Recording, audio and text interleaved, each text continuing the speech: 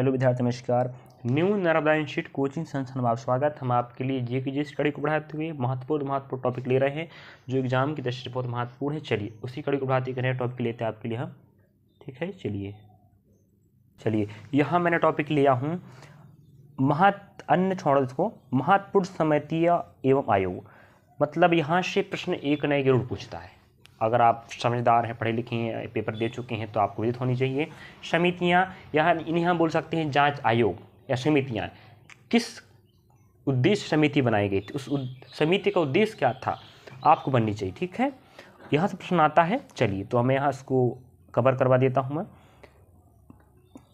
गोईपोरिया समिति बनाई गई थी। देखो एक बात ध्यान रखेंगे, जो भी समिति है और समिति का नाम जो भी है तो समझ जाओ उसका अध्यक्ष के नाम पर ही क्या बनाया जाता, समिति बनाया जाता। ठीक है, तो आपको दिक्कत की बात नहीं है इसमें कि सोचना नहीं कि अध्यक्ष कौन था पहली बार। ठीक है,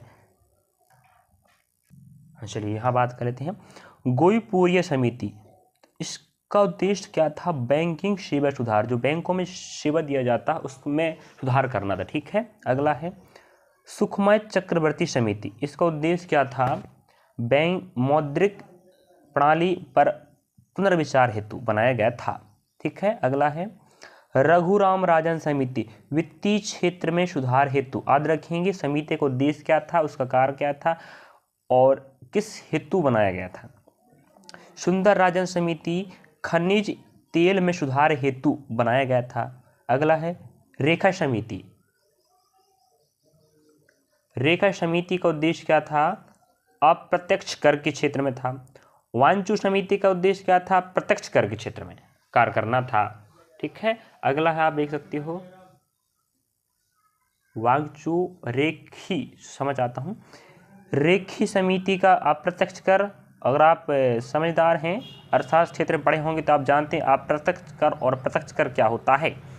रेखी समिति अप्रत्यक्ष कर, वांचू समिति प्रत्यक्ष कर के लिए बनाया गया था। अगला है मीरा सेठ समिति, हथकरघा के विकास के लिए, हथकरघा के क्षेत्र में विकास करने के लिए क्या योजना बनानी चाहिए, कौन से कार्य करनी चाहिए, इसके लिए मीरा सेठ समिति बनाई गई थी। अगला है महानोबिस समिति। ठीक है, अगला है महानोबिस समिति, राष्ट्रीय आय की जानकारी इकट्ठा करने के लिए बनाया गया था। आबिद हुसैन समिति, लघु उद्योग के क्षेत्र में विकास करने के लिए बनाया गया था। स्वामीनाथन समिति, जनसंख्या नीति के क्षेत्र में जानने के लिए बनाया गया था। ठीक है, अगला देख लीजिए आप लोग,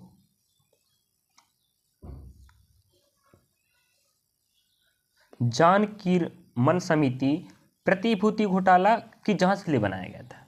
ठीक है, फिर दंतेवाला समिति, बेरोजगारी का अनुमान या पता लगाने के लिए बनाया गया था। बेरोजगारी किस कारण से हो रही है उसकी जानकारी कौन बताएगा, दंतेवाला समिति बनाएगा उसके लिए। अगला है महाजन समिति का उद्देश्य क्या था, चीनी उद्योगों के क्षेत्र में कार्य करना। और सत्यम समिति का उद्देश्य क्या था, वस्त्र नीति के क्षेत्र में काम करना। और सुरेश तेंदुलकर समिति बनाया गया था, गरीबी रेखा के आकलन हेतु कि कितने लोग गरीब हैं और उनकी जनसंख्या कितनी है, उनके लिए कौन सा कार्य करना चाहिए, और गरीबी रेखा की जानकारी देने के लिए और पता करने के लिए कि गरीब रेखा के आकलन कौन बताएगा, सुरेश तेंदुलकर समिति। अगला बलवंत राय मेहता समिति, पंचायती राज। विद्यार्थियों याद रखें, इस प्रश्न को तो कई बार पूछ चुका अर्थशास्त्र में। बलवंत राय मेहता समिति पंचायती राज के लिए बनाया गया था। अगला है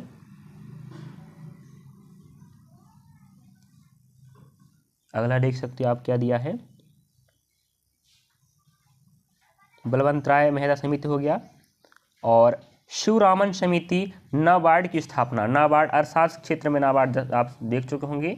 नाबार्ड एक बैंक है, इसकी स्थापना के लिए शिवरामन समिति बनाया गया था। इनकी अनुशंसा पर ही नाबार्ड की स्थापना किया गया है। राजा चलैया समिति बनाई गई थी कर सुधार के लिए। याद रखेंगे, प्रश्न पूछ चुका है। ज्ञान प्रकाश समिति बनाया गया था, चीनी घोटाला, जो चीनी घोटाला हुआ था शक्कर के क्षेत्र में, उसकी जांच पड़ताल के लिए ज्ञान प्रकाश समिति बनाई गई थी। अगला केलकर समिति, कर संरचना सुधार, कि कर किस प्रकार से लिया जाना चाहिए, इसमें क्या सुधार करना चाहिए, केलकर समिति के अनुसार पर काम करना था कर संरचना सुधार में। हनुमंतराव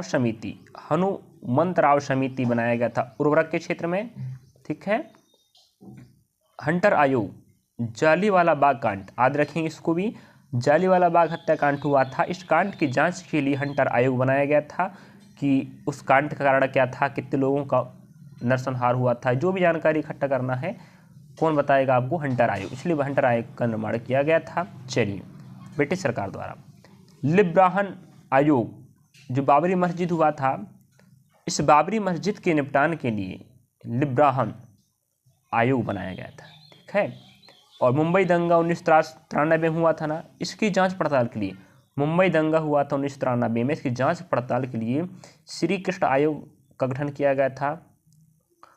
गोधारा कांड, जो गोधारा कांड हुआ था, इसके लिए नानावटी आयोग बनाया गया था जांच करने के लिए कि कांड क्या हुआ था, जो भी था ना, कांड का कारण क्या है, कितने लोग हादसे में क्या हुआ, जो भी है इसकी जानकारी, ये जांच पड़ताल के लिए क्यों हुआ था, किस कारण से हुआ था, कौन दोषी था, इसका जानकारी नानावटी आयोग के लिए जिम्मेदारी सौंपा गया था। राजीव गांधी हत्याकांड, राजीव गांधी की हत्या हुआ था, ठीक है, भारत के पूर्व प्रधानमंत्री है, तो इनकी हत्या का कारण किसने करवाया, क्यों करवाया, जो भी जानकारी है इसका इकट्ठा करने के लिए जैन आयोग बनाया, क्या जैन आयोग बनाया गया था। और इंदिरा गांधी हत्याकांड के लिए ठक्कर आयोग, याद रखेंगे, इंदिरा गांधी हत्याकांड हुआ था, इसके लिए इंदिरा गांधी भारत की पूर्व प्रधानमंत्री महिला है, भारत की पहली, ठक्कर आयोग बनाया गया था। अगला, केंद्र राज्य संबंध, मैंने इसके बारे में पहले बता चुका हूँ, केंद्र और राज्य के बीच में संबंध स्थापित करने के लिए एक सरकारीय आयोग बनाया गया था। इसको पहले प्रश्न पूछ चुका है।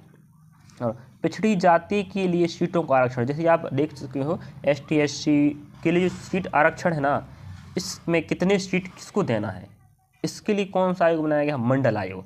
यही निर्धारित करता है कि किस पिछड़ी जाति को ST SC हो किन्हें कितना सीट देना है आपकी लोकसभा, विधानसभा, राज्यसभा में, ठीक है, जो भी राजनीतिक पार्टियां हैं उनमें कितना सीट देना है, इसका निर्धारण मंडल आयोग द्वारा किया जाता है और आयोग बनाया गया है।